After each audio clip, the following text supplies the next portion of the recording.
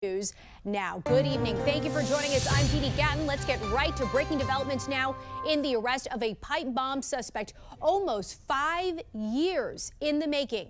Our team has got you covered. Former FBI agent Dr. RJ Toledo joins us with a deeper look into the investigation. Plus, Christian Flores with a look near the suspect's home where he was taken into custody this morning. But first, we go to Ryan Smith at the live desk with the newly released image of the suspect as well as the charges he is facing. Ryan? Yeah, the suspect here who evaded arrest for years, previously seen only in this grainy surveillance video. He has now been identified and arrested here. He is 30-year-old Brian Cole Jr. Investigators reviewing credit card purchases of pipe bomb components, cell phone data, and a license plate reader to zero in on their suspect Cole, along with tens of thousands of video files. Let me be clear, there was no new tip, there was no new witness, just good, diligent police work and prosecutorial work. And I pledge to you that the United States Attorney's Office will take this case across the finish line. Oh, he's charged with transporting an explosive device and malicious destruction by means of explosion. Pam Bondi now saying more charges could be coming. The pipe bombs are found near both the Republican and Democratic National Committee headquarters on the eve of January 6th insurrection. And staying in Virginia, twin brothers have been arrested for allegedly conspiring to delete and tamper with multiple U.S. government agencies' databases. Today, prosecutors said that minutes after Manib and Sohab Akhtar were fired from their federal contracting job, they accessed and manipulated critical systems.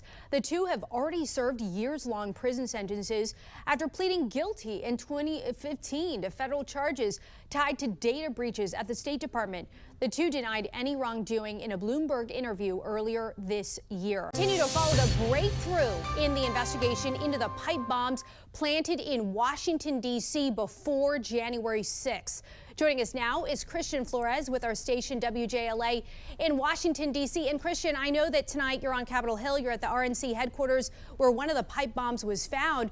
But earlier you were out in Virginia. Law enforcement was seen at the home associated with suspect Brian Cole Jr. What do we know about any evidence taken from the house or any neighbors?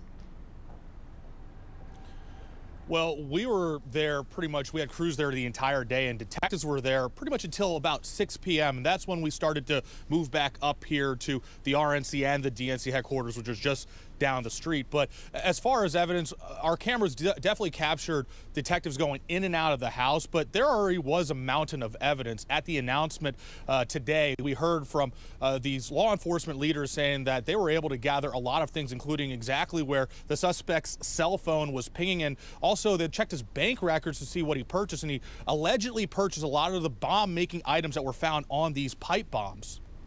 And do we have any evidence, as you were just speaking there, we were showing the aerial views of the neighborhood, and you just saw it was just striking, all the law enforcement vehicles lining the side of that neighborhood. Do we have any evidence as to what could have been a motivating factor behind this pipe bomb case? Yeah, so the law enforcement leaders stopped short of saying any sort of motivation or if this was at all related to what we saw on January 6th. Of course, this is still very early in the investigation. Even though this legal process has kicked off and it's gone to the courts, there's still an investigative process, as you saw with those images. Detectives are still searching the house and serving these search warrants. So that's something that we're going to wait to see if we get any sort of updates, if they're able to connect any sort of motivation to the planting of these two pipe bombs. Obviously, yeah, political motivations will definitely be investigated, as you can imagine, considering the timing of it all. Christian Flores reporting tonight in Washington, D.C. Thank you so much. After a nearly 5-year investigation, police arrested a 30-year-old Virginia resident as the suspect who planted the pipe bombs in D.C. on January 6th. Yesterday, investigators also revealed when they searched Brian Cole Jr.'s residence, they found pipe bomb making materials inside where he lived with his mother. So why did it take 5 long years to solve this? Joining us this morning is former FBI Special Agent in Charge, Jody Weiss. Jody, good morning to you. It sounds like basic detective work really that led to this suspect. He was in the area the whole time. So as a veteran law enforcement agent, how did this go unsolved when it seems like this evidence was there? There was nothing new that led the FBI to him. Yeah, great question. It makes you wonder if they were actually looking for him 4 years ago. You look how they found him, Jan. I mean, it's cell phone data. That's been around for almost 20 years. That certainly wasn't anything new. Once they had a name associated with a phone that had been at both locations, then you can just work outward. They did a great job. There's license plate readers everywhere in around the D.C. area. And then once that, you can get financial records and go back and say, what was this guy might have been buying? And lo and behold, having those devices that didn't function, you had great comparative evidence, forensic evidence, to compare what some of his purchases were. So they were able to go back, I believe, Janine Pirro said, to 2019 and look at what he was buying, which were bomb components. So great job. But yeah, it's a head scratcher as to why this wasn't solved about 4 years ago. Well, and FBI Director Kash Patel said himself the prior administration refused and failed to act on information they'd gathered. Attorney General Pam Bondi said that the evidence used to track him down had been collecting dust. But for someone as dangerous as this, the suspect, because as we know, those bombs could have detonated. They did not, but they could have, and it could have been catastrophic. Why would the FBI not prioritize this? You know, the only thing I can think of, two reasons. Incompetence, which could have happened. Maybe they lost some of the people that knew how to actually do this type of investigation using cell phone data, which is highly unlikely. But I think the other issue, Jan, is that Bureau had so many resources dedicated trying to track down individuals from the January 6th incident. So I think when you dedicate all those resources and divert them to that area, I just don't think there was any intent to look on this because it didn't fit the agenda. Yeah. Everything was geared on that January 6th incident. But that was 5 years ago. What about 4 years ago? What about last year, right? There's still 5 years that span the time here. So what about the bombs themselves? You were a special agent bomb technician. You also managed teams responsible for locating and disarming explosive devices. You're very familiar with this kind of bomb. What were your thoughts about it and why it didn't go off? Yeah, they were kind of your typical pipe bombs. You had the pipe, which would have been the container, and could be the fragmentation. What was a little interesting in this one is that Cole actually apparently made the explosive, a homemade black powder filler with the potassium nitrate, sulfur, and charcoal. That might have been part of the reason he may not have gotten the mixture right, that they didn't go off. He used apparently like steel wool as a fusing igniter. So to figure out why they didn't function, it could have been a multitude of things. Something as simple as the batteries didn't have enough juice in them, the timers jammed. But it's so fortunate, Jan, that they did not go off, because then you had all that forensic evidence. And every bomber, whoever it is, good guy or a bad guy, they always leave a signature. So they could go back and look at the different components, and then they had something to compare them to. So again, once you look and find the possible suspect, and you start looking and you can find out what was he buying for the past, 6 years, then you can actually make a really strong case. But we're very fortunate these devices didn't go off, because had they gone off, there could have been a lot of people hurt or killed. Yeah, and very quickly, is this a slam dunk case? No case is slam dunk. You always have to work the case, and we do have to get his motive. That's what I'm really interested in, because you look at this guy's background, he didn't really show any of the common signs of some crazy activist. Quiet guy, believed to be perhaps autistic, walks around their neighborhood with his dog, quiet, shy. So they got to learn a lot more about him, but based upon what was presented last night, I think it's a pretty strong case. Yeah, and the fact that they also said they found similar bomb-making materials inside the house. Police did reveal that as well. Yeah, and what does that mean, Jan? Did he have future targets? More people to attack? Who knows? Well, the investigation's just begun. Former FBI Special Agent in Charge, Jody Weiss, we appreciate you joining us this morning with some more insight. Thank you. Thank you, Jan. Have a great day. You too. Years later, law enforcement identifies a suspect they say planted pipe bombs near the Republican and Democratic National Committee headquarters. It was January 5th, 2021. Joining us tonight to discuss is former FBI agent Dr. R.J. Toledo. As always, it's great to see you. According to Attorney General Pam Bondi and FBI Director Kash Patel, it was detailed, old-fashioned investigative work examining every clue that led to the arrest we learned of today. In a case like this, are you surprised by today's developments? Anytime that a case starts going cold as an investigator, you know that the probability of solving it starts to decrease. So it was a bit surprising, the news today, given how little evidence they seemed to gather at the time. But hey, this is what all good investigators do. They stick with the case until it's solved, no matter how long it takes. And this is something that the FBI specializes in, really. I mean, you remember the time in 2021, everyone was wearing masks. You saw the surveillance video, to your point there. Historically, in cases like this, is it one major clue or a body of evidence that leads to an arrest?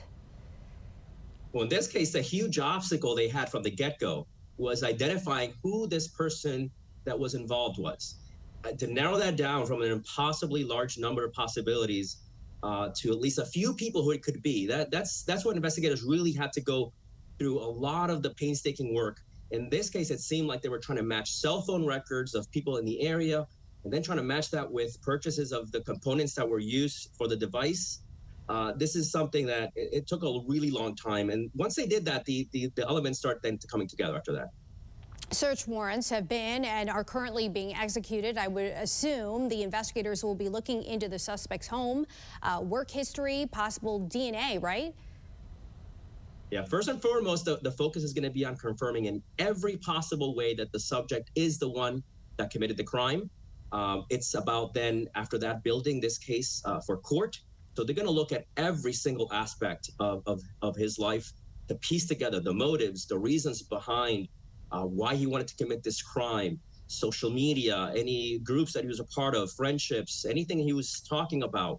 What possibly led up to him being motivated to do something like this? Yeah, was it political? The timing of it all questions that we know hopefully will be answered soon. Former FBI agent Dr. R.J. Toledo, thank you for joining us tonight on the National News Desk. Thank you. A major breakthrough in the January 6th pipe bomb case. 30-year-old Brian Cole Jr. is in federal custody nearly 5 years after those bombs were found in the nation's capital, and investigators say the evidence was there the whole time, but the Biden administration's Justice Department ignored it. Thank you for joining us. I'm Jan Jeffcoat. It is Friday, December 5th. We do end the week together with the latest developments from the Justice Department on the pipe bomb suspect officials say had been just walking free, living 30 miles from the scene of the crime. In fact, Attorney General Pam Bondi said there was nothing new that led to the arrest, but rather Biden's DOJ sitting on evidence that could have led to a prosecution if it had been prioritized. The FBI, along with U.S. Attorney Pirro and all of our prosecutors, have worked tirelessly for months, sifting through evidence that had been sitting at the FBI with the Biden administration for 4 long years. Let me be clear, there was no new tip, there was no new witness, just good, diligent police work and prosecutorial work. And we want to get right to Mark Boyle at the live desk with the very latest developments for us this morning. You know, you got to think this is sort of a sigh of relief for so many people. This was a long time coming. Hopefully this is the end of it, too. And they're going to continue to come out with new information, though, Jan, because we've heard nothing for so long. And now the new details within the past 24 hours includes new evidence found inside the suspect's home. The suspect accused in planting those pipe bombs at the DNC and RNC now back in January 2021 is in custody this morning. His scheduled court appearance later today. His name is Brian Cole Jr.